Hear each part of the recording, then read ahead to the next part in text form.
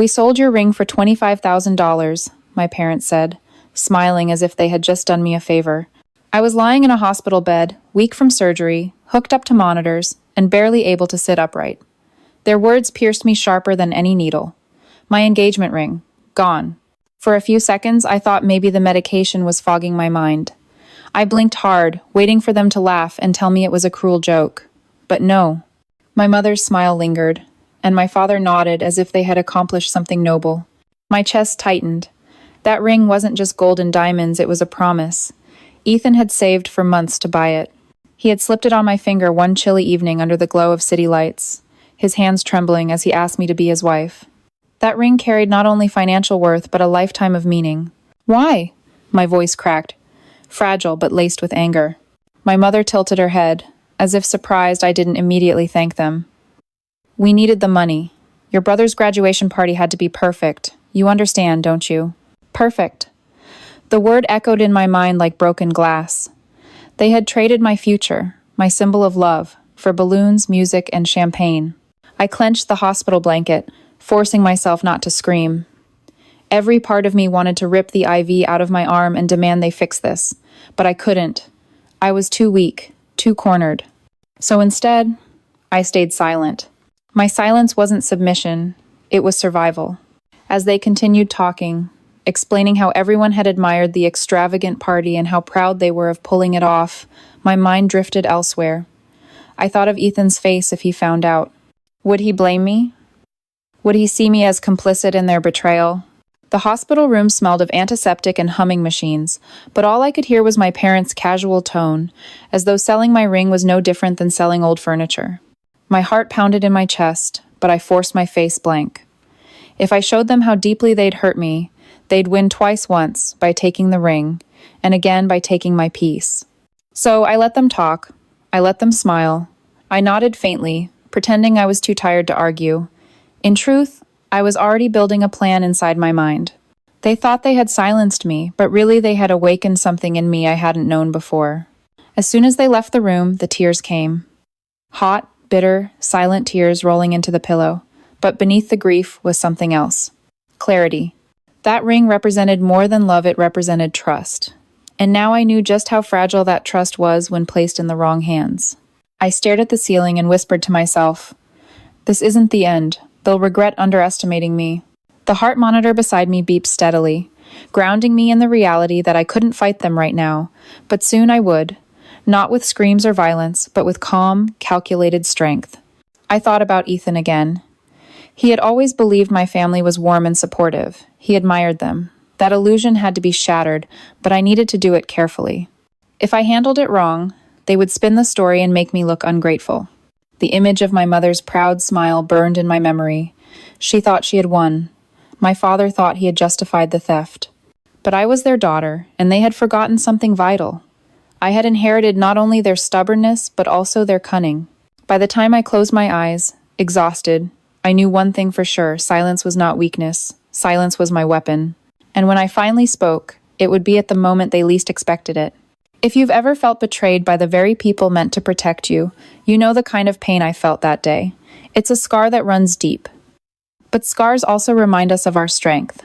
If this story resonates with you, subscribe to the channel so you don't miss the rest of what happened next. And if subscribing isn't your thing, maybe just hit like. It lets me know you're here.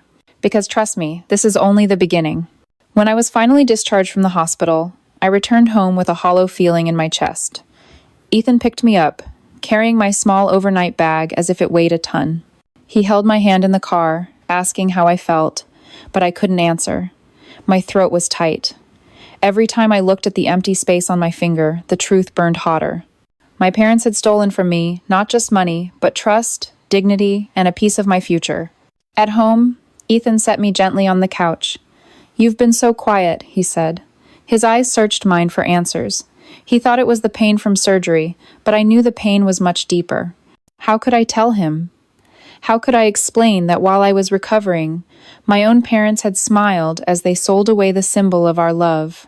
I kept silent that evening, excusing myself to bed early. Lying in the dark, I replayed their words again. "We sold your ring for $25,000. The casual cruelty in their tone haunted me. They hadn't apologized.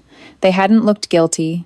To them, it was simply a transaction, a means to make my brother's celebration grand. The next day, Ethan left for work, and I found myself alone with my thoughts. I wandered into the bedroom where I used to admire the ring, lifting my hand in the mirror, imagining the sparkle. Now the bare finger felt like a wound. I sat on the edge of the bed, trembling, fighting the urge to scream into the empty room. But then something shifted. Beneath the grief, a cold determination surfaced. If they thought I was too weak to resist, they were wrong. My silence in that hospital room wasn't surrender. It was strategy. They had underestimated me. That would be their downfall. I decided to pay them a visit. My parents lived only a few miles away. When I knocked on their door that afternoon, my mother answered with the same smile she wore in the hospital. "Sweetheart, you look pale. You shouldn't be walking around yet," she said, ushering me inside. I walked past her into the living room, where my father sat, watching television, a glass of whiskey in his hand. He barely looked at me before saying, "You should be proud. Your brother's party was a hit. Everyone said it was the event of the year." His words stung like venom. I turned to face them both, forcing my expression calm. "That's wonderful," I said softly. "I'm glad everyone enjoyed it." They exchanged satisfied glances, mistaking my composure for compliance. They didn't see the storm beneath. I sat down slowly, folding my hands. "Tell me," I asked, "was it worth it?" My mother frowned slightly, confused. "Worth what?" "Selling the one thing Ethan gave me that can't be replaced," I replied, my voice steady. For the first time, their smiles faltered. My father cleared his throat, shifting uncomfortably. "It was practical. The money helped the family. You'll get another ring. That one wasn't everything." But he was wrong. It was everything. I didn't argue. I didn't cry. I simply nodded, stood up, and said, "I see. Thank you for being honest." Their confusion was almost satisfying. They didn't know that by dismissing me so easily, they had handed me the key to their undoing. I walked out of that house with more clarity than I had in days. Back home, I finally sat Ethan down. His brow furrowed as I told him everything, every word, every detail of that hospital room. His jaw tightened, his hands clenched into fists. He looked at me with a mix of shock and fury. "They did what?" I nodded, tears spilling now. "They sold it for your brother's party. They didn't even apologize." Ethan leaned back, running a hand through his hair. Silence filled the room, heavy and sharp. Then he looked at me with steel in his eyes. "They've crossed a line, and we're not going to let this go." In that moment, I knew I wasn't alone. Ethan was with me, and together we would make them regret underestimating us. This wasn't the end. It was only the beginning. Ethan's words echoed in my mind long after that conversation. "They've crossed a line, and we're not going to let this go." It wasn't anger in his tone that struck me, it was resolve. That quiet, unshakable kind of resolve that comes from someone who's been pushed too far. For the first time since the hospital, I felt something I hadn't felt in days' strength. Together, we could face this. Together, we could expose the truth. That night, we sat at the dining table with notebooks and laptops spread out like we were preparing for battle. Ethan paced back and forth, while I sat curled up, clutching a cup of tea, my mind racing. "What's the best way to handle this?" Ethan asked, finally stopping to look at me. "Do we confront them head on, or do we make sure everyone knows what they did first?" I took a deep breath. "If we go straight at them, they'll deny everything. They'll twist the story, make me look ungrateful. But if we show people the truth, their reputation will crumble before they even open their mouths." Ethan nodded slowly. "So, evidence first, then confrontation." I didn't know whether to laugh or cry. We were planning a strategy against my own parents, but the betrayal had been so deep, so cutting, that I didn't even hesitate. Over the next few days, Ethan and I began piecing together details. My mother had bragged to relatives about the party. Pictures had been posted online of my brother smiling under golden balloons, a champagne tower gleaming in the background, fireworks shooting into the night sky. It was extravagant, over the top, and there was no way it had been paid for without that ring. Each photo was another nail in their coffin. Each caption from relatives praising the incredible event made me feel both sick and oddly satisfied. They wanted recognition, and now they would get it, but not the kind they expected. Late one evening, Ethan sat beside me with his laptop open. "I've been thinking," he said. "What if we confront them in front of others? somewhere they can't lie or spin the story. I froze for a moment, then slowly nodded. The thought terrified me, but it also thrilled me. Like a family dinner? Exactly. Your brother will be there, your aunts, cousins. They'll have an audience, and if they try to deny it, everyone will know the truth. The plan settled in my chest like a spark of fire. It was risky, yes, but I had stayed silent long enough. It was time to let my silence end with thunder.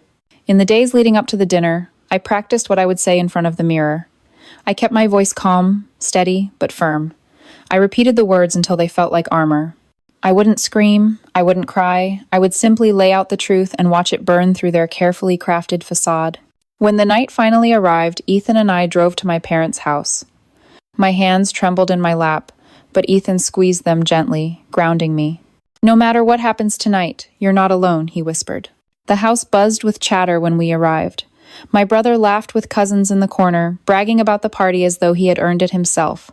My mother flitted around the room, offering drinks, while my father held court in his recliner, basking in the admiration of relatives. I stood there, taking it all in: the people, the laughter, the lies. My heart pounded, but my face remained calm. I wasn't here to blend in. I was here to reveal. Dinner was served, and conversations flowed. I waited, letting the tension build inside me like a bowstring pulled tight. Then, as the plates were being cleared, I finally spoke. "Do you all want to know how that party was paid for?" I asked, my voice cutting through the room like glass. The chatter died instantly. Dozens of eyes turned to me. My parents froze in their seats. Ethan reached under the table and squeezed my hand, steadying me. And that was the moment I stopped being silent and started reclaiming my voice. The silence that followed my question was heavy, almost suffocating. Forks clinked against plates, then froze midair. My brother chuckled nervously, assuming I was joking, but the look in my eyes told him otherwise. My father's jaw tightened. "What are you talking about?" he asked, his tone calm, but his knuckles white as he gripped his glass. I leaned forward slightly, my voice steady but sharp. The graduation party, the fireworks, the champagne tower, the endless stream of guests. It wasn't free, was it? A murmur rippled through the table. My aunts glanced at each other, while my cousins leaned closer, hungry for the drama. My mother shifted in her seat, her smile faltering as she tried to regain control. "Honey, this isn't the time or place." I cut her off. "Actually, it's the perfect time. Everyone should know the truth." Ethan placed a hand gently on my back, silent but solid in his support. My heart raced, but I didn't let it show. I pulled my phone from my bag, scrolling to the photos I had saved. The images of the party glowed on the screen: balloons, catered food, fireworks exploding in the night sky. I held it up for everyone to see. "This," I said, my voice firm, "was paid for by selling my engagement ring, the ring Ethan saved for months to buy, the ring that symbolized our future. My parents sold it for $25,000 so this party could happen." Gasps erupted around the table. My brother's face drained of color. My mother's hand flew to her mouth while my father slammed his glass down on the table. "That's enough," he barked. "You don't air family business like this in front of everyone." I met his glare without flinching. "Family business? You made it everyone's business the moment you decided my happiness was worth less than a night of champagne and fireworks." My brother stammered, I didn't know," but his voice was drowned out by the whispers of relatives. Some looked horrified, others curious, but none of them indifferent. The room buzzed with judgment, and my parents felt it pressing down on them. My mother finally spoke, her voice trembling. "We did it for your brother. We wanted him to have something special, something memorable." I laughed bitterly. "At my expense. At Ethan's expense. You didn't just take money, you took trust, respect, and the one thing that can't be replaced." Ethan finally spoke, his voice low but cutting. "Do you have any idea what that ring meant? Not just the cost, but the effort, the promise behind it? You didn't steal from just her, you stole from us both." The table was silent again, except for the quiet clinking of my father's ice melting in his abandoned glass. His face was red, his pride unraveling, as every eye in the room judged him. "I stayed silent in the hospital," I continued, my voice steady. "I let you believe I was too weak to fight back. But I'm not weak. I'm done being silent." For a long moment, no one spoke. Then one of my aunts whispered, "You sold her ring?" The disbelief in her voice spread like wildfire. And suddenly relatives were murmuring, their voices laced with judgment. My mother's eyes darted nervously around the table, desperate to salvage the situation. But it was too late. Their secret wasn't theirs anymore, it belonged to everyone. I leaned back, my heart pounding, but my face calm. "So, was it worth it?" I asked softly, echoing the question I'd posed days earlier. "Was one night of glory worth betraying your daughter?" My father opened his mouth, then closed it again. For the first time in my life, I saw him at a loss for words. My mother's shoulders slumped, and my brother looked down at his plate, ashamed. I had expected anger, maybe more denial, but what I got was silence, the kind of silence that tells you the truth has landed like a dagger. I rose from the table, Ethan standing with me. "We're leaving," I said simply. "Enjoy the rest of your evening." As we walked out, I felt dozens of eyes following us, some filled with sympathy, others with awe. I didn't care which. What mattered was that the truth was no longer mine alone to bear. And for the first time since that hospital bed, I felt free. The drive home after that dinner was quiet, but it wasn't an uncomfortable silence. It was the kind of silence that comes after a storm, when the air is still heavy, but the sky has cleared. Ethan kept one hand on the wheel and the other on mine, squeezing gently every few minutes as if to remind me I wasn't alone. When we pulled into our driveway, I finally exhaled a breath I didn't realize I'd been holding. The confrontation was over, but its ripple effects were only beginning.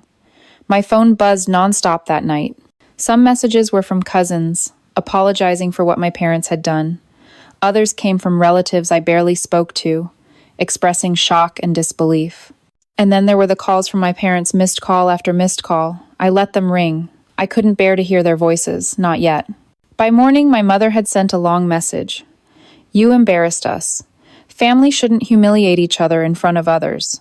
Call us back so we can talk." I read it 3 times, feeling anger build inside me. Not a single word of apology, not a hint of regret for selling my ring, only shame that their reputation had cracked. Ethan read the message over my shoulder and shook his head. They're not sorry for what they did. They're sorry they got caught. He was right. That weekend, we decided to visit Ethan's parents.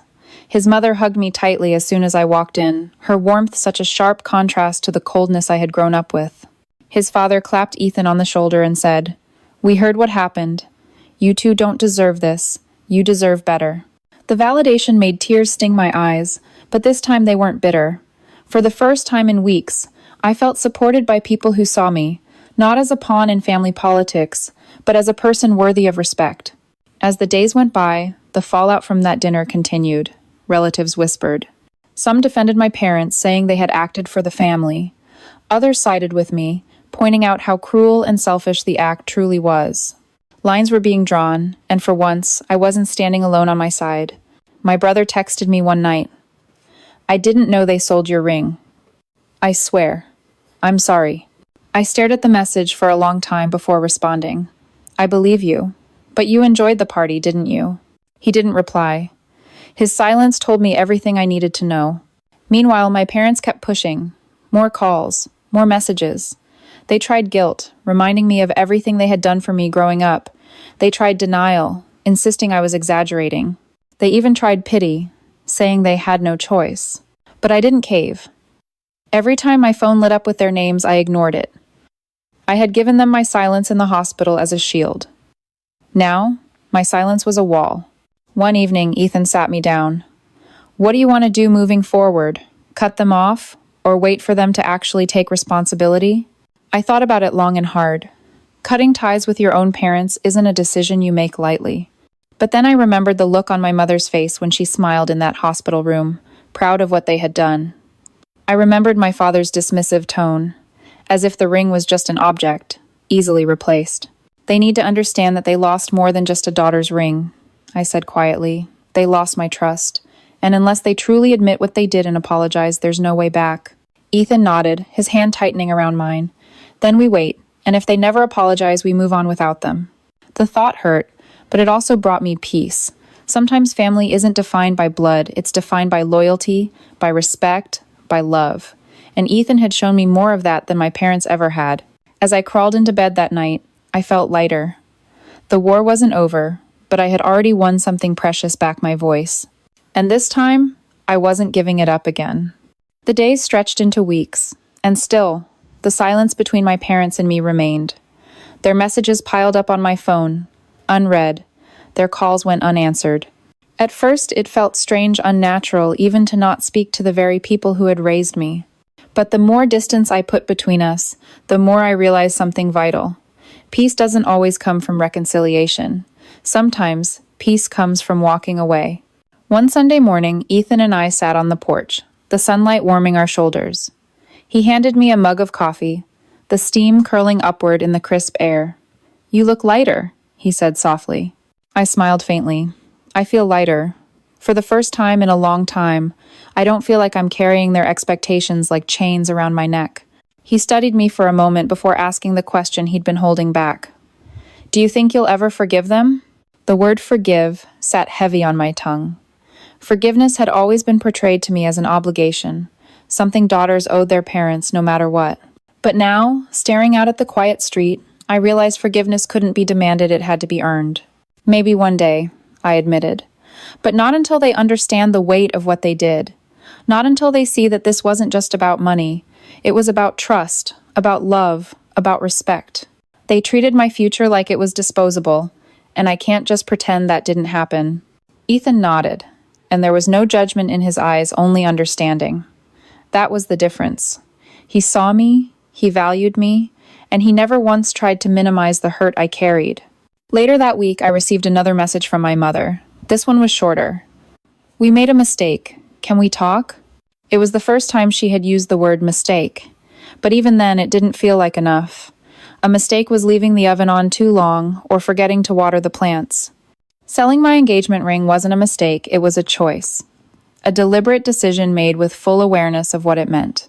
I didn't respond. Instead, I pulled out the letter I had written days earlier, the one I hadn't sent. I reread it, my own words staring back at me like a mirror. Writing it had been therapeutic, but reading it now, I realized it was also my closure. I didn't need to send it. I didn't need them to validate my pain. I had already acknowledged it for myself. That night, Ethan's parents invited us over for dinner again. As we sat around their table, laughter filling the air, I realized something profound. Family isn't defined by blood, it's defined by loyalty, kindness, and love. The people who show up, the people who protect your heart instead of breaking it, those are the ones who deserve the title of family. The ring was gone, yes, but in its absence, I had gained something I never expected. Clarity. The clarity to see who truly stood by me. The clarity to build a future without dragging the chains of betrayal behind me. I once thought silence was weakness. In that hospital bed, when my parents first revealed what they had done, I stayed quiet because I felt powerless. But now, I understood silence can be power too. Silence can be a refusal to play a game you never agreed to. Silence can be strength when words would only give your enemies ammunition. So what's the lesson here? For me, it's this. You have the right to protect your peace, even if it means walking away from the very people who gave you life. Blood may connect you, but loyalty is what sustains you. And if you've ever been betrayed by the people you thought you could trust, I want you to hear me clearly, you are not alone. Your pain is real, and your voice matters, even if it trembles when you finally use it. Thank you for staying with me through this journey. If my story touched you, I'd love to invite you to be part of this community where stories like mine find a home.